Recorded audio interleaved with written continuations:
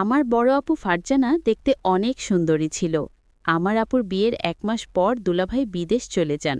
আপুর মনটা তখন খুব খারাপ হয়ে যায়। আমি আপুকে একদিন সুযোগ বুঝে হোটেলে নিয়ে যা করেছিলাম তা শুনলে তোমাদের মাথা ঘুরে যাবে। তাহলে আসল ঘটনাটি শুরু করি। আমি রোহান, ১৫ বছর বয়স। আমার একমাত্র বড় বোন ফারজানা, বয়স ২১ বছর। ২ মাস আগে ফারজানা আপুর বিয়ে হয়েছে। দুলাভাই বিদেশে থাকে, বিয়ে করার জন্য ২ মাস আগে দেশে এসেছে। ফারজানা আপুকে দেখেই তার পছন্দ হয়েছে, তাই দেরি না করেই তড়িঘড়ি করে বিয়ে করেছে। আমাদের অর্থনৈতিক অবস্থা খুব বেশি ভালো না।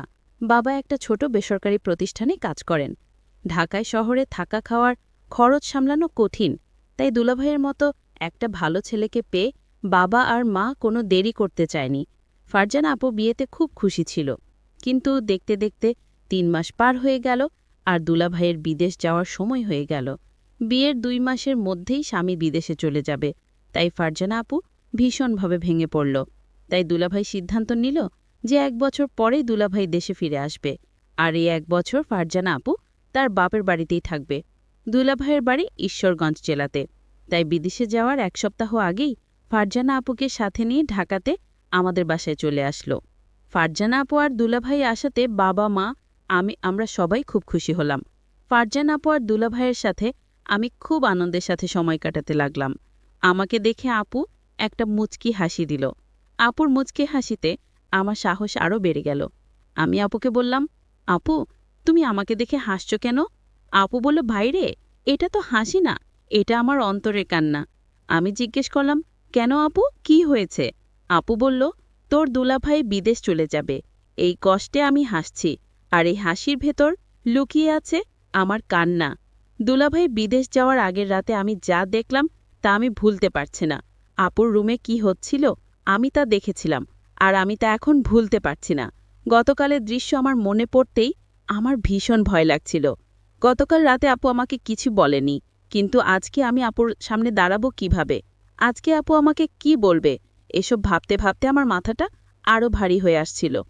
তখনই আমার মা জিৎকার করে আমাকে সকালের নাস্তা করার জন্য ডাক দিল। আজকে দুলাভাই বিদেশে চলে যাবে, তাই বাবাও আজ বাড়িতেই আছে। আমি আমার রুম থেকে বাহিরে এসে দেখি বাবা, মা, দুলাভাই আর ফারজানা আপু ডাইনিং টেবিলে বসে আছে। আমি মাথা নিচু করে এগিয়ে গিয়ে নাস্তা করতে বললাম।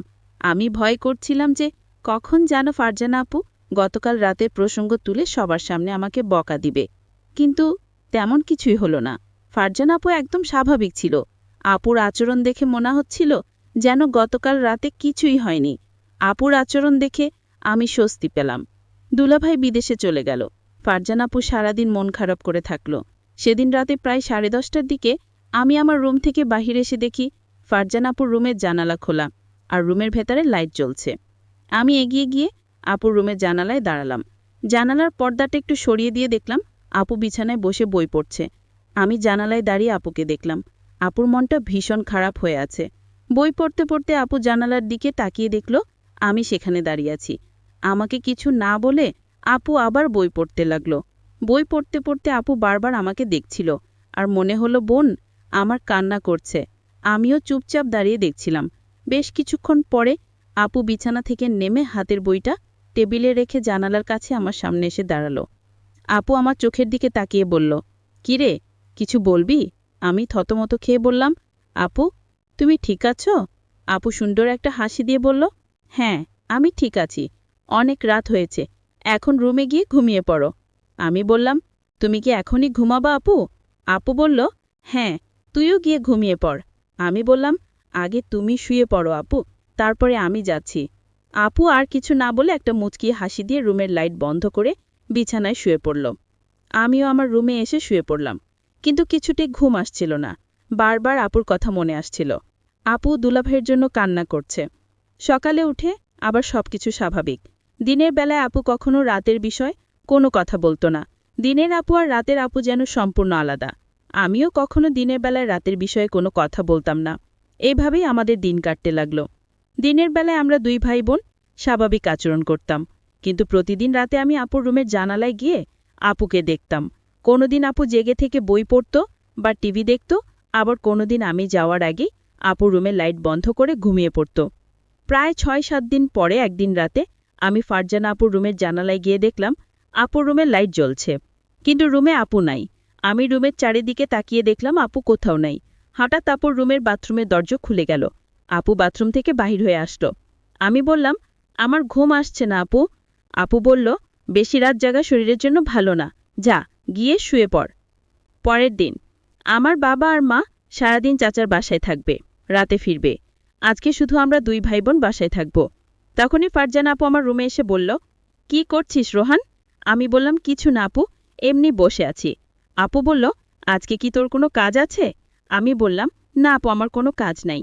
আজকে সারাদিন আমি তোমার সাথে গল্প করব ভেবেছিলাম, যদি তুমি ব্যস্ত না থাকো। আপু বলল, ও আচ্ছা, তাহলে তুই গোসল করে ফ্রেশ হয়ে আমার রুমে আয়। আমি বললাম, ঠিক আছে আপু, আমি গোসল করে তোমার রুমে আসছি। আপু চলে যেতে আমি তাড়াতাড়ি গোসল করে আপুর রুমে গেলাম। আপুর রুমের দরজা খোলা ছিল। আমি আপুর রুমের ভেতরে ঢুকে দেখলাম আপুর রুমে নাই। খেয়াল করলাম আপু নেই। আমি পাশের রুমে চলে গেলাম, সেখানেও আপু নাই। তাহলে আপু কোথায় গেল? আমার ভীষণ চিন্তা হচ্ছে। হঠাৎ লক্ষ্য করলাম আমার রুম, আপুর গলার আওয়াজ আসছে, মনে হচ্ছে চিৎকার করছে। আমি অবাক হয়ে গেলাম, কিসের চিৎকার আসছে আমার রুম থেকে? আমি আমার রুমে যেতেই দেখলাম রুম ভিতর থেকে লক করা। আমি জানালার পাশে গেলাম, গিয়ে দেখলাম সেখানেও জানালা লক করা। আমার মন চাচ্ছে জানালা ভেঙে ঘরে ঢুকে পড়ি। কি হচ্ছে রুমে? আমার বোন এমন চিৎকার করছে কেন? আমি কোনো উপায় না পেয়ে দরজাটা ভাঙার চেষ্টা করলাম, কিন্তু দরজা কিছুতেই ভাঙতে পারছি না। অনেক চেষ্টার পর দরজাটা ভেঙে ফেললাম। দরজা ভেঙে রুমে ঢোকার সাথে সাথে যা দেখলাম তা দেখে আমার মাথা ঘুরে গেল। একটি ছেলে রুম থেকে জানালা দিয়ে পালিয়ে গেল। তাদের অনেক বুদ্ধি। আমি দেখলাম জানালা দিয়ে যেন পালাতে পারে সেই জন্য আগে থেকেই প্রস্তুত করে রেখেছে। আমি আপুকে জিজ্ঞেস করলাম, আপু, তোমার রুমে কে ছিল? আপু বলল, সেই জবাব কি তোকে দিতে হবে? আমি বললাম, আপু, তুমি আমাকে ছোটবেলা থেকে অনেক স্নেহ করো, আর আমি যখন যা বলছি তাই করেছ। আপু, তুমি আমাকে সাথে লুকিও না। এই ঘরে আর কে ছিল বলো আপু, আমি জানতে চাই। জানালা দিয়ে কে পালালো? আমার বোন কোনো উত্তর না দিয়ে আমাকে বলল, শোন, তুই আমার কাছে আজ যা চাবি তাই পাবি, কিন্তু তুই আমাকে অন্য প্রশ্ন করিস না। আমি ভাবলাম আপু কি বলতে চাই, আমি যা চাইব তাই পাবো। আমি আপুকে বললাম, আপু, ঠিক আছে, আমি তোমার কাছে একটা জিনিস চাইব, তুমি কি দিবে আপু? আপু বলল, বলেই দেখো না আমি দেই কিনা। আপুকে কথাটা বলতে আমার খুব ভয় হচ্ছিল। আমি আমতা আমতা করে বললাম, আপু, আমি তোমারে নিয়ে দূরে কোথাও ঘুরতে যাব। আমি বাড়িতে তোমাকে আমার মনের কথাটা বলতে পারবো না, দূরে গেলে বলতে পারবো। আপু বলল, কতটা দূরে যেতে হবে? আমি আপুকে বললাম, কক্সবাজার গেলেই হবে। আমি মনে মনে চিন্তা করলাম, আমার ভাইটা আমার কাছে কি এমন চাইবে যে কথাটা বাড়িতে বলতে ভয় পাচ্ছে। আমি ছোট ভাইয়ের কথায় রাজি হয়ে গেলাম, আমি তোর সাথে ঘুরতে যাব। আমিও জানতে চাই আমার ছোট ভাইয়ের মতটা কি।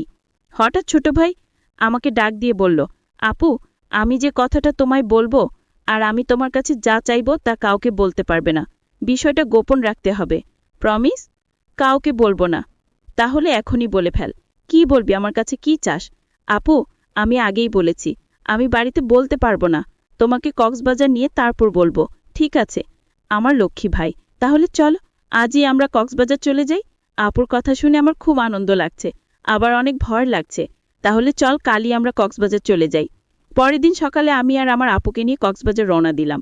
আমরা সকাল 8টায় বাড়ি থেকে কক্সবাজারের উদ্দেশ্য নিয়ে রওনা দিলাম। আমরা প্রায় রাত 8টায় কক্সবাজার গিয়ে পৌঁছলাম।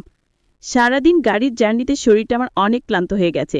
আমার চোখের পাতা কিছুতে খোলা রাখতে পারিনি। আমি ঘুমিয়ে পড়লাম, মানে আমার আপু ঘুমিয়ে গেল। আমি আপুকে বললাম, আপু কিছু খাবে না? আমি বাহির থেকে খাবার নিয়ে আসি। আপু বলল, না, আমি কিছুই খাবো না, তোর ইচ্ছা থাকলে তুই হোটেল থেকে খেয়ে নে। আমি বললাম, আপু তোমাকে রেখে আমি কি খাইতে পারবো? আপু বলল, ডিস্টার্ব করিস না, আমি ঘুমাবো, তুই যা পারিস তা কর, ব্যান ব্যান করিস না, কাল কথা হবে, এখন ঘুমা। আপুকে ঘুমের মধ্যে অনেক সুন্দর লাগছিল। আমিও ক্লান্ত শরীর নিয়ে ঘুমিয়ে পড়লাম। পরের দিন সকালে ঘুম থেকে উঠে আমরা সমুদ্র সৈকতে ঘুরতে গেলাম। সারা দিন ঘুরলাম। এবার আপু আমায় প্রশ্ন করল, আচ্ছা রোহান, তুই কি ভুলে গেছিস তুই আমাকে কেন কক্সবাজার নিয়ে আসলি? আরে আপু, ভুলি নাই, আজ রাতে বলবো আপু। আপু, যদি তুমি আমার কথা না রাখো তাহলে কিন্তু ওই দিনে রাতের ঘটনাটা ফাঁস করে দিব। আপু তখন আমার দিকে রাগান্বিত চোখে তাকিয়ে বলল, রোহান, আমি কি না করেছি তোর কথা রাখবো না? তারপর সন্ধ্যা হয়ে আসছে। আমি আপুকে বললাম, আপু চলো হোটেলে যাই, রাতের খাবার হোটেলে খেয়ে তারপর আজ আমরা হোটেলেই থাকব। আপু তখন বলল, হোটেল কেন? এখানে তো তোর দুলাভাইয়ের ছোট ভাইয়ের বাসায় থাকতে পারি। আর আমরা তো গতকাল এখানেই ছিলাম।